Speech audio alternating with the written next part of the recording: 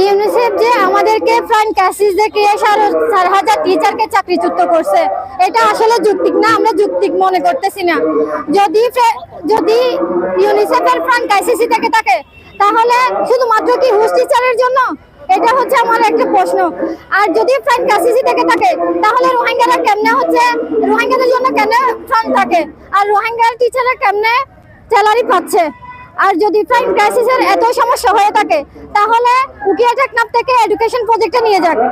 এত যদি front crisis হয় তাহলে আমরা এডুকেশন প্রজেক্টে চাই না, যেখানে হুস টিচাররা চাকরি করতে পারবে না, সেখানে কোনো রোহিঙ্গা টিচারও চাকরি করতে পারবে না, এডুকেশন ফান্ডে থাকবে না।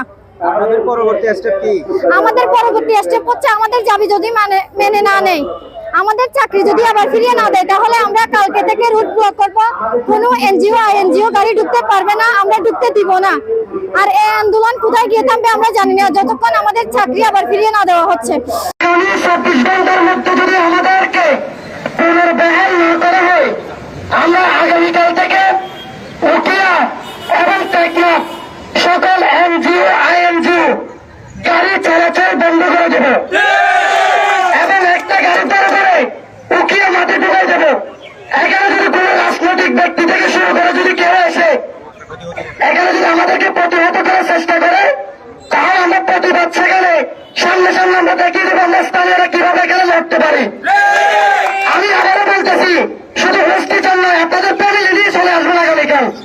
মা বাবা থেকে শুরু করে ভাই বোন থেকে শুরু করে আগামীকালকে যদি আমরা কোনো নিউজ না পাই, এখানে যারা প্রশাসনিক ভাবে এনএসআই ডিজিএফআই যারা আছেন আপনারা জানিয়ে দেন, বিভিন্ন গোয়েন্দা সংস্থার লোকেরা আছেন, আগামী 24 ঘন্টার মধ্যে যদি আমাদের 1200 টিচারকে যদি পুনর্বহাল না করা হয়, আমরা সোজা কথা কোনো ইন্টারন্যাশনাল এনজিও এবং ন্যাশনাল এনজিওর গাড়ি এখানে ঢুকতে দেবো না। তখন যদি উকিয়া টাঙ্গাবার যদি বাচ্চা হয়, সেই ড্রাইভার আপনাদেরকে নিতে হবে, আমরা কোনো ড্রাইভার নেবো না।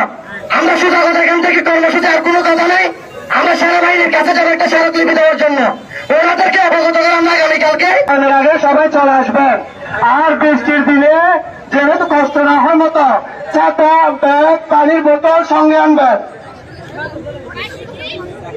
আর সবার কাছে একটা বিনীত অনুরোধ, আপনারা গ্রুপে সক্রিয় থাকার চেষ্টা করবেন, গ্রুপে রেসপন্স করার চেষ্টা করবেন।